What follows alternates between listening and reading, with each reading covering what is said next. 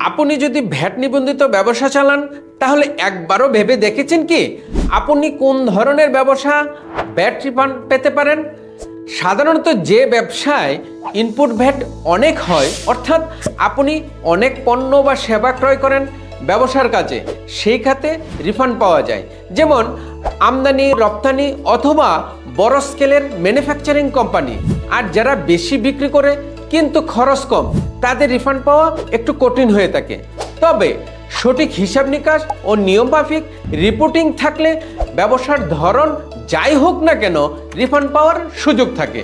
বাজারে অনেক সময় ভুল ধারণা থাকে যে রিফান্ড পাওয়া কঠিন, কিন্তু নিয়ম বুঝে এবং সঠিক প্রস্তুতি নিয়ে এ কাজ অনেক সহজ।